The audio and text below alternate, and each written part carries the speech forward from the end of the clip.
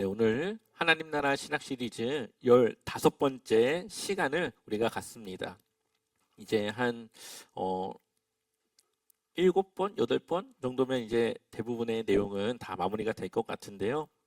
혹시 여러분들 이렇게 매주 하나님 나라가 무엇인지 들으시면서 어떤 생각과 어떠한 삶의 변화가 있으셨습니까? 여러분들의 신앙생활을 대하는 그 태도와 마음과 또 삶 속에서 내가 믿음을 지켜 살아간다고 하는 것이 어떻게 변하셨는지 한번 생각해 보시면 좋겠습니다.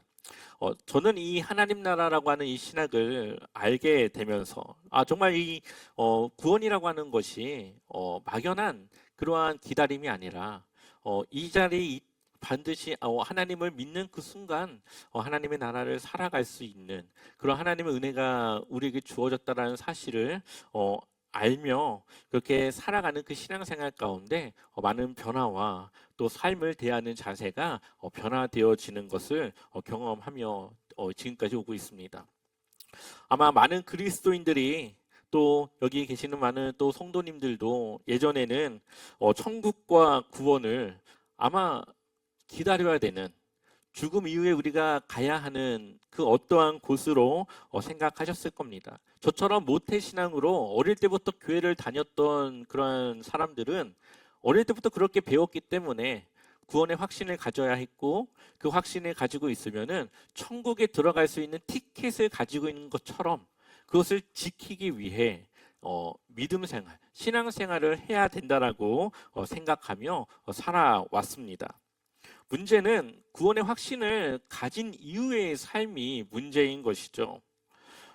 구원은 마치 천국행 열차를 기다리는 것 같아서 구원의 확신도 가졌고 구원을 받았다 생각을 하고 있지만 여전히 내 삶과는 먼, 여전히 언제 올지 모르는 그 천국행 기차를 기다려야 되는 그러한 막연한 생활을 살아가게 됩니다. 그러다 보면은 뭐 당장 오실 것도 아닌데 잠깐 탈선했다가 나중에 오시기 전에 다시 돌아오면 되지. 이렇게 생각하는 그리스도인들도 많이 있습니다. 또 뭐 예수님 오기 전에 구원받으면 믿으면 구원받으니까 그때 예수님 믿고 구원받으면 되지. 믿지 않는 사람들의 생각 가운데는 이러한 생각도 가지고 있습니다. 신앙생활을 열심히 하지만 믿음으로 살아가려고 하지만 언제 올지 모르는 그 때를 기다리며 신앙생활을 하며 살아가는 것은 사실 쉽지 않은 그 믿음을 지키며 살아가는 것이 쉽지 않은 일입니다. 결국은 내가 죽어야 천국을 가든지 예수님이 오셔야 천국을 가게 되는데 그때는 아무도 모르고 그게 언제일지도 모르기 때문에 그렇게 천국은 좋긴 좋지만 먼 곳이 되어버렸고 또한 신앙생활을 그것을 받기 위해 그것을 내가 가기 위해 신앙생활을 하는 그래서 교회를 나왔다가 가는 그러한 신앙생활로 많은 사람들이 신앙생활을 하고 있습니다. 저도 그렇게 신앙생활을 했죠. 신학생이 되어서도 또 전도사의 그 사역을 하면서도 그렇게 구원을 이해하고 있었습니다. 그런데 이 하나님 나라라고 하는 신학을 접하면서 성경을 보면서 대조하면서 보면은 구원은 그런 막연함이 아니라 정말 우리가 이 땅 가운데 이미 누려야 하고 이루어야 하고 하나님의 뜻에 우리가 맞춰 살아가는 바로 그 삶이 하나님이 우리에게 주신 하나님 나라의 삶이라는 것을 깨닫게 됩니다. 그때부터 내 삶은 하나님의 뜻을 따라 살아가게 되고 하나님의 그 원하는 그러한 모습으로 갇혀 나가기 위해 하나님의 마음으로 그렇게 살아가게 됩니다. 수많은 그리스도인들이 이러한 하나님 나라를 지금도 누릴 수 있음에도 불구하고 누리지 못하고 살아갑니다. 우리가 알아야 그것을 구하고 기도하며 그것을 위해 살아갈 텐데 여전히 많은 한국교회 교회들은 죽음 이후의 구원을 이야기하고 있기 때문에 그것을 누리지 못하고 살아가는 수많은 그리스도인들이 있는 것이죠. 하지만 우리가 그동안 나눴던 것처럼 하나님 나라는 먼 곳에 있는 것이 아니라 내 안에, 그리고 내가 하나님 안에 있는 그 관계, 하나님과 함께하는 그 시간, 하나님이 나와 함께하는 동행하는 삶이 바로 하나님 나라라는 것을 성경은 우리에게 말하고 있습니다. 다른 것이 아니라 하나님의 통치 안에, 하나님의 그 다스림 가운데 우리의 삶을 맡기고 우리가 하나님의 뜻을 따라 살아가는 바로 그 삶이 하나님은 우리에게 원하셨던 구원의 삶, 하나님 나라의 삶이라는 것이죠. 하나님은 태초에 그렇게 이 세상을 이끌어 가시기로 생각하고 계획하고 만드셨습니다. 그렇기 때문에 우리는 죽음 이후의 구원이 아니라 지금부터 하나님과의 그러한 관계 속에 하나님이 우리 안에 함께하는 그러한 하나님 나라를 살아가고 시작할 수 있습니다. 그 삶이 시작되어야만 그 사람 안에 정말 구원이 있음을 볼 수가 있는 것이죠. 우리가 하나님과의 깨어졌던 관계가 회복돼야 되고 하나님의 잃어버린 형상이 회복돼야 되고 또한 하나님의 그 뜻이 무엇인지를 우리가 다시 한번 이해하며 하나님의 일에 우리는 동참해야 합니다. 그것이 바로 우리가 구원받은 성도의 삶으로 연결이 되는 것이죠. 하나님께서 우리를 자녀로 삼으시고 우리를 부르십니다. 그런데 하나님 우리를 부르시는 이유는 우리를 종처럼 부려가지고 하나님의 그 뜻을 이루기 위한 것이 아니라 우리의 마음이 하나님을 향한 그 마음으로 그 일에 동참하기를 원한다는 것이죠. 하나님은 우리와 함께하고 싶어 하십니다. 하나님이 하시고자 하는 그 일에 우리가 동참해서 그 일을 위해 우리가 함께 힘쓰고 함께 그것을 이루어가며 세워가기를 하나님은 우리에게 원하시는 것이죠. 그런데 이것은 강제가 아니라 정말 우리 안에 하나님을 향한 믿음과 구원을 받은 성도의 그 모습에는 그러한 하나님의 일에 내가 동참해서 그 일을 위해 살아가고자 하는 그러한 헌신된 마음과 그러한 삶의 방향을 맞추어가는 내 스스로 그것을 하나님께 맞추는 그러한 모습이 있다라는 겁니다. 사실 우리가 사람들과 맺는 관계도 보면 그러한 관계입니다. 내가 존경하는 사람이 있으면 그 분을 위해서는 새벽에 일어나서 무언가를 하고 하는 것도 별로 그렇게 힘들지가 않고 오히려 그런 일에 내가 사용되기를 원합니다. 사랑하는 사람이 있으면 비록 얼마 되지 않는 돈이 있더라도 그것을 가지고 할 수 있는 최고의 것을 주고자 하는 마음이 있습니다. 문제는 관계라는 거죠. 내가 정말 그 사람을 사랑하는 관계인지, 내가 정말 그 분을 따르기 위한 그 관계에 그러한 관계가 맺어져 있는지가 바로 이 하나님 나라의 핵심, 하나님과의 그 관계가 먼저 되어줘야 된다는 거죠. 대표적인 사람을 좀 보게 되면은 이 션이라고 하는 사람 다 아시죠? 가수이지만 많은 아이들이 자원봉사자로 알고 있는 이 션이라고 하는 사람이 많은 기부도 했고 많은 정말 이루지 못할 것 같은 그러한 선행을 이루었습니다. 전 세계 유일하게 루게르 환자들을 위한 병원이 우리나라에 세워지게 되는데 그것이 바로 이 션이라고 하는 사람이 주최하고 주도해서 많은 사람들의 동참을 이끌어냈고 그것을 통해 이 병원이 세워지게 됩니다. 이 병원이 운영되어지는데 환자들이 많이 올수록 적자는 더 많아지는 구조라는 거죠. 그런데 어떻게 그 병원이 운영이 되냐? 사람들의 기부로 그 병원이 운영되고 있다고 말합니다. 한 사람은 할 수 없지만 그 뜻에 동참하고자 하는 사람들, 정말 그것에 나의 마음을 주고자 하는 사람들이 그 일에 동참해서 그것을 함께 이루어가는 것이죠. 마찬가지로 우리가 하나님의 일을 우리가 동참하는 겁니다. 정말 하나님을 향한 우리의 경외함과 사랑함과 하나님을 향한 우리의 그 마음이 하나님의 뜻을 함께 이루고자 하는 그러한 마음을 갖게 하는 것이죠. 그래서 션의 아들도 달리기를 그렇게 좋아하고 잘한다고 합니다. 그래서 왜 달리냐고 물어봤더니 아버지가 하는 그 일에 동참하고 싶어서라고 대답을 합니다. 나중에 아버지가 나이가 들어서 더 이상 뛸 수 없을 때 그때 이 아들이 그 바톤을 이어받아 달리기를 통해 그 띠을 통해 아버지가 하는 그 일을 이어가고 싶다고 그렇게 이야기하는 내용을 인터뷰를 보게 되었습니다. 마찬가지로 우리가 하나님 아버지의 그 뜻을 우리가 함께 동참해서 이루어 가야 하는 것이죠. 그렇다면 하나님은 우리에게 무엇을 원하실까요? 하나님이 우리에게 원하시는 그 사명은 무엇일까요? 이미 하나님은 이 창조 그 내용에서 에덴 동산을 통해 우리가 해야 할 사명에 대해서 말씀해 주셨습니다. 우리가 하나님을 위해 동참해야 될 그 내용에 대해서 성경은 이렇게 대답을 하고 있죠. 우리 창세기 2장 15절 말씀을 한번 읽어볼까요? 같이 읽어보겠습니다. 여호와 하나님이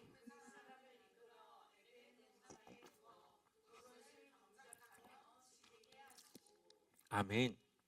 이 아담과 하와를 만들었고 하나님이 창조한 이 사람이 그냥 놀았던 것이 아닙니다.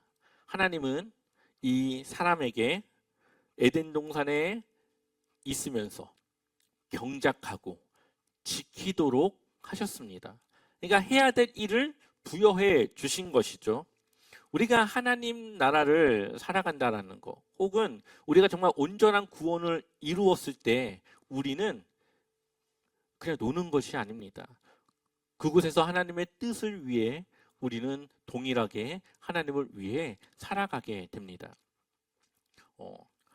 알 수는 없겠지만 많은 신학자들은 아마 지금과 같은 삶이 이어진다라고 봅니다. 우리가 직업을 갖고 사람들과 함께 하듯이 온전한 하나님 나라가 이루어져도 우리가 그러한 삶을 살아가는데 거기에는 죄가 없기 때문에 사람들은 하나님의 뜻을 따라 살아가게 되고 거기에는 행복과 기쁨과 서로 간의 그러한 사랑과 그러한 온전함 속에 살아가게 되는 것이죠.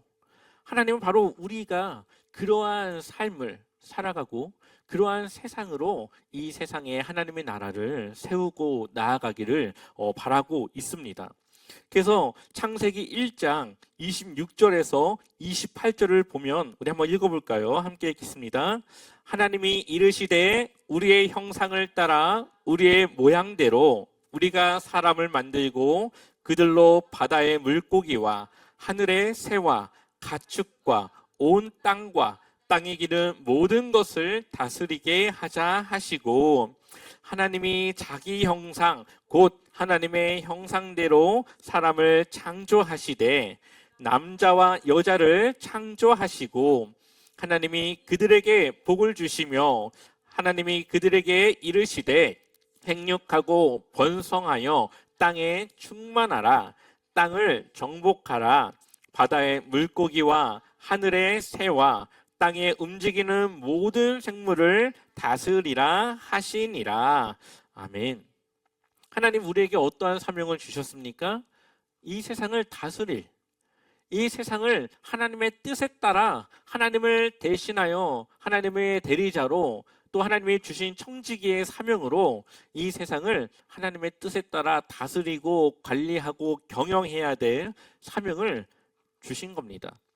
그래서 그들에게 복을 주시는데 그 이유가 생육하고 번성하여 땅에 충만하고 땅을 정복하고 하나님이 만드신 모든 생물들을 다스리기 위한 그러한 복이라는 것이죠. 여기서 우리가 중요하게 봐야 될 것 두 가지는 첫 번째로 우리는 하나님의 형상을 따라 창조되었다라는 겁니다. 그것은 우리는 특별한 존재라는 거죠.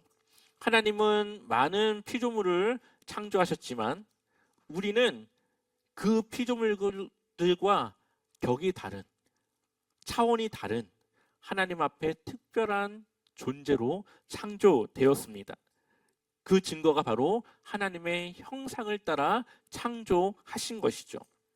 또한 그 두 번째 그 형상, 하나님의 형상을 따라 우리를 만드신 이유는 하나님의 그러한 형상, 하나님이 가지고 있는 능력과 지혜와 이성과 재능과 기능을 통해 이 세상을 다스리고 정복하고 관리하고 경영해야 될 사명을 우리가 감당해 내기 위한 것입니다.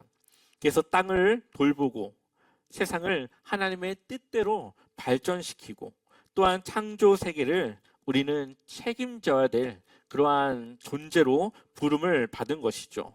그래서 시편 8편에 보면 다윗이 고백을 하는데 우리 한번 8장 5절의 말씀 한번 읽어보겠습니다. 주님께서는 그를 하나님보다 조금 못하게 하시고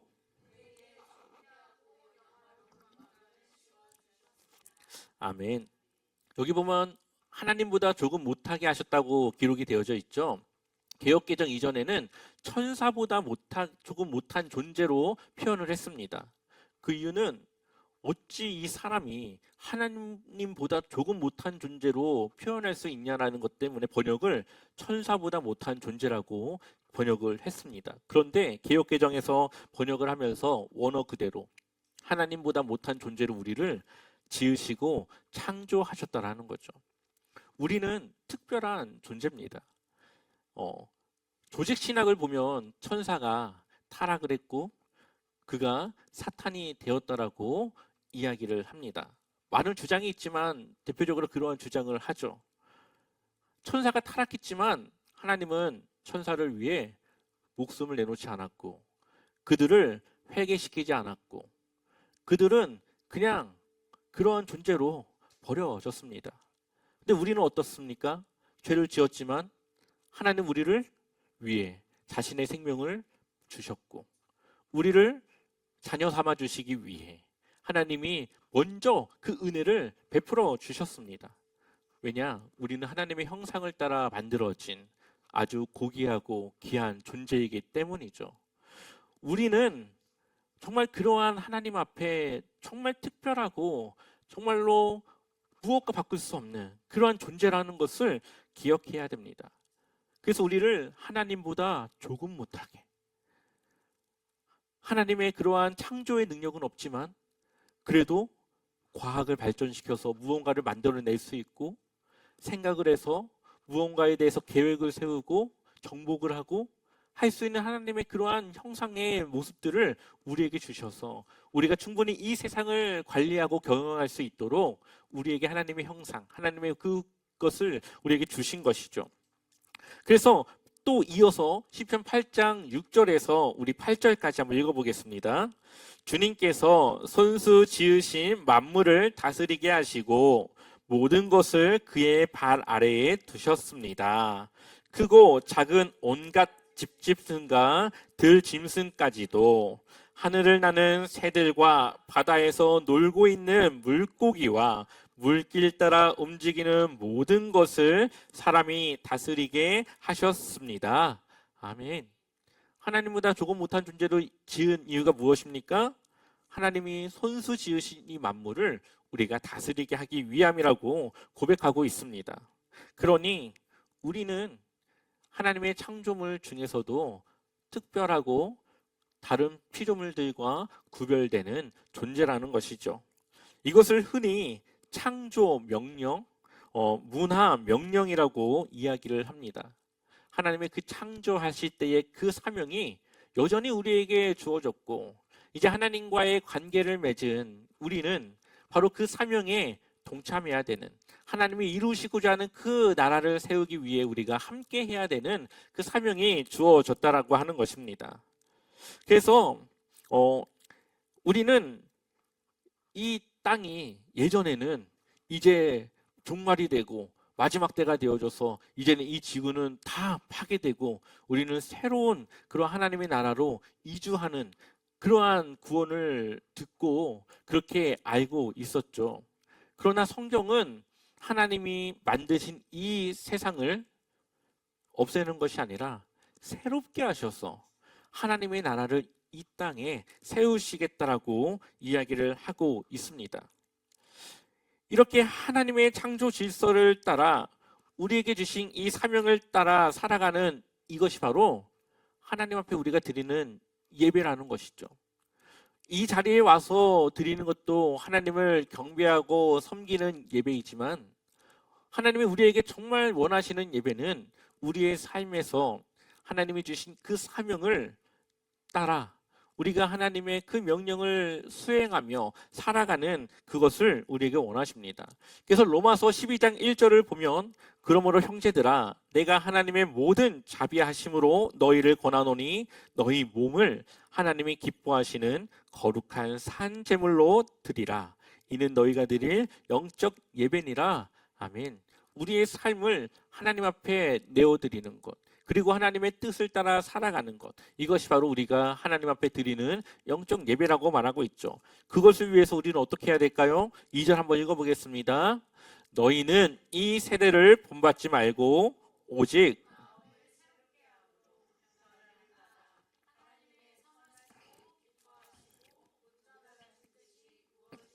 분별하도록 하라. 아멘.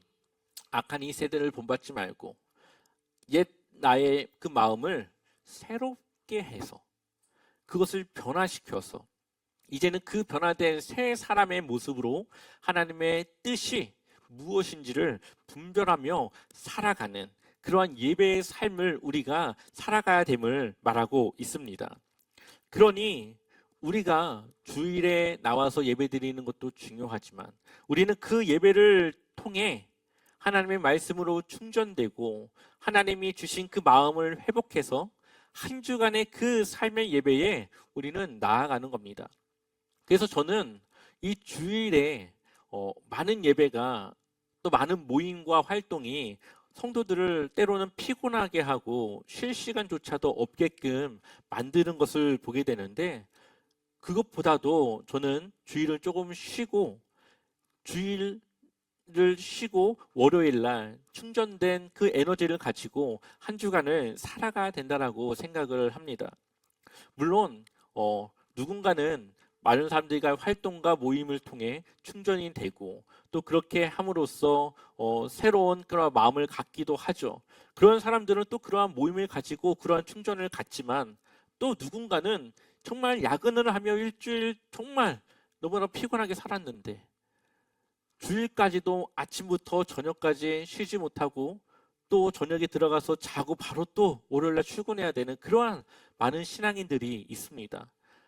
그것은 조금은 지양해야 되는 그런 교회의 사역들은 조금은 줄여서라도 성도들이 좀 쉬고 정말 월요일날 월요병이 아니라 정말로 기대와 소망으로 살아갈 수 있도록 하는 것이 이제는 이 교회가 해야 되는 모습 중에 하나라고 저는 생각을 합니다. 그래야 뭔가 좀 시작을 하더라도 무언가를 하더라도 더 그런 힘 있는 모습으로 살아갈 수 있는 것이죠.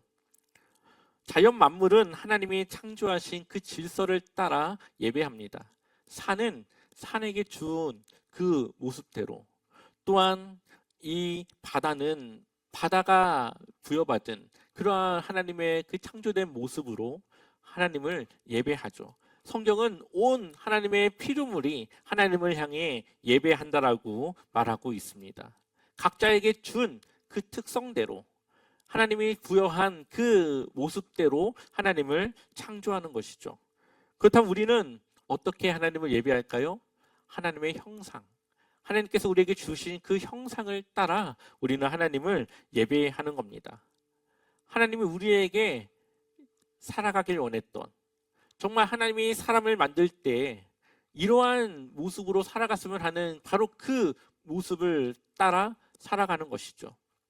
하나님의 형상을 회복하면 정말 인간답게, 사람답게 살아갈 수 있는 겁니다. 그러나 그 형상이 깨어진 많은 사람들이 인간성이 무너지고 사람들과의 관계와 여러 가지 협력이 이루어지지 않고 그렇게 살아가고 있죠. 정말 이 세상이 하나님을 위한 뜻으로 하나 되어져서 살아간다면 굶어 죽는 사람 없습니다. 지금도 미국에서는 수많은 쌀이 버려지고 있습니다. 그 쌀만 버리지 않고 다른 나라들에게 주면은 충분히 먹고 살 수 있지만 그러지 않죠. 각자 자신 그 나라의 이익을 위해서 그렇습니다. 한 사람의 재산이 한 나라의 그러한 경제와도 맞먹는 그러한 사람들이 있는데 그 사람들이 정말 하나님의 형상을 회복해서 주님의 마음으로 그것을 나누어서 그것을 통해 그 가난한 나라들과 사람들에게 정말로 그 일을 베풀면은 이 세상에 풍부하진 않더라도 그래도 기본 생활은 아마 하고 살아갈 수 있을 겁니다. 그러나 그러지 않죠. 하나님의 형상을 잃어버렸고 그 깨어진 모습은 그렇게 사는 것이 옳다라고 보기 때문에 그렇습니다. 하지만 하나님의 형상을 회복한 우리는 하나님이 원하시는 인간의 모습, 사람의 모습을 따라 살아가야 합니다. 그것이 우리가 드리는 삶의 예배가 되는 것이죠.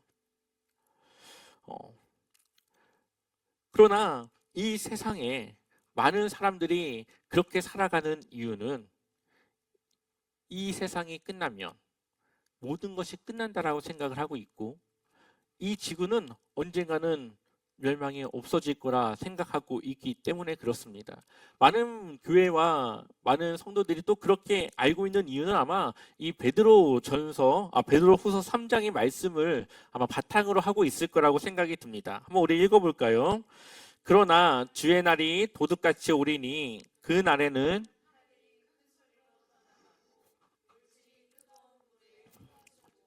땅과 그 중에 있는 모든 일이 드러나리로다. 아멘. 이 말씀을 보면 마치 하나님이 내린 그 불의 심판을 통해 이 세상이 없어질 것 같이 표현을 하고 있습니다. 그러나 여기서 말하는 그 땅과 그 중에 있는 모든 일이 드러난다라고 하는 이 말은 이 세상이 없어지는 것이 아니라 하나님의 그 심판 가운데 악과 그렇지 않은 그 사람들의 정의가 분명하게 드러나서 구별되어져서 그것이 보이게 된다라는 것을 우리에게 보여주고 있는 겁니다. 그래서 계시록 21장 5절을 보면 그때에 보좌에 앉으신 분이 말씀하셨습니다. 보아라, 내가 모든 것을 새롭게 한다. 또 말씀하셨습니다. 기록하여라. 이 말은 신실하고 참되다. 아멘. 신실하다라는 것은 반드시 이루어진다라는 것이고 하나님은 그렇게 이 모든 세상을 새롭게 하실 것이라는 것을 언젠가는 하실 거라고 말씀하고 있는 것이죠.